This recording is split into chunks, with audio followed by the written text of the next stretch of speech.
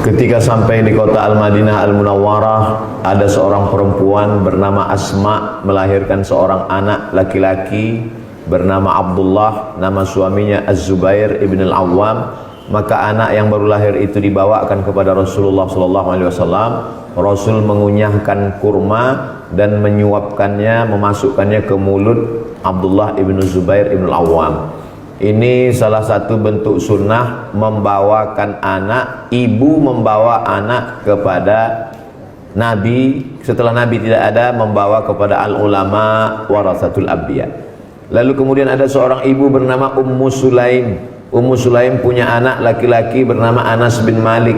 Anas bin Malik dia bawa menjumpai Rasulullah SAW. Ya Rasulullah, sahabat yang lain, sahabat-sahabatku ada yang kaya memberikan tanah, memberikan unta, memberikan dinar dan dirham, uang emas dan perak. Aku tidak punya apa-apa. Ini anakku. Maka dia serahkan ke Nabi. Nabi doakan, Allahumma aktsir amwalahu wa auladahu waj'alhu min ahlil jannah. Ini diantara sunnah para sahabat dulu yang diakui, maka dia masuk dalam sunnah takririyah. Sunnah ucapan qauliyah, sunnah perbuatan fi'liyah. Perbuatan sahabat yang disetujui Nabi adalah takririyah. Begitulah para sahabat dulu membawa anaknya kepada Rasulullah sallallahu alaihi wasallam.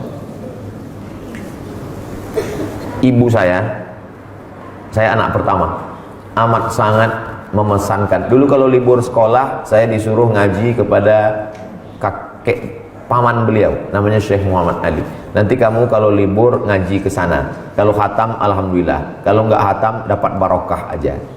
Lalu kemudian ada seorang juara musabaqah tilawatil Quran di Makkah tahun 1986, namanya Ustadz Armawi Abdurrahman. Saya diserahkan kepada beliau, disuruh ngaji, baca Quran, minta doa. Itulah yang membuat saya sampai hari ini ketika ada ulama saya datang. Tidak saya lihat masalah umur dan usia, karena begitu kami dididik, diajarkan oleh orang tua kami.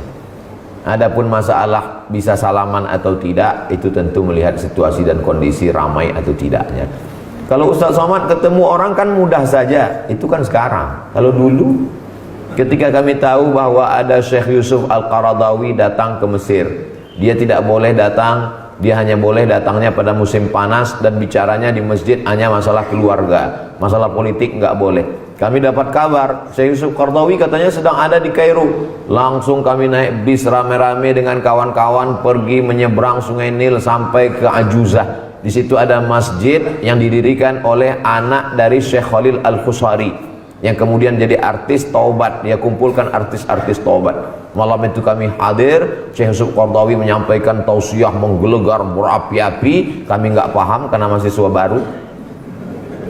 Dan setelah beliau selesai acara, kami rebutan air minumnya, dan semua yang rebutan itu orang Indonesia. Jadi kita memang sudah dididik untuk dekat. Lalu kemudian saya musim panas, katanya ini musim panas ada Syekh Said Sabiq yang nulis kitab fikih sunnah. Beliau ketika itu di Makkah, tapi kalau musim panas dia pulang ke Kairo.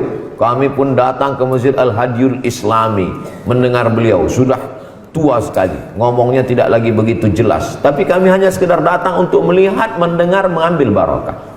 Jadi bukan hanya sekarang, dari sejak dulu. Begitu juga dengan para masyayikh siapapun itu, kalau datang untuk mendengar musyafahah, mendengar riwayat-riwayat dari mulut mereka. Kalau kebetulan ketemu bisa dekat ijazah dan lain sebagainya. Itulah yang saya lakukan dari dulu, dididik orang tua sampai hari ini. Sehingga kalau ada ibu-ibu membawa anaknya, mendekatkan dengan majelis ilmu, itu sesungguhnya adalah pendidikan pelajaran yang luar biasa. Itu berkesan dalam hati dan pikiran mereka dan mendoakan para alim ulama. Wallahu a'lam bishawab.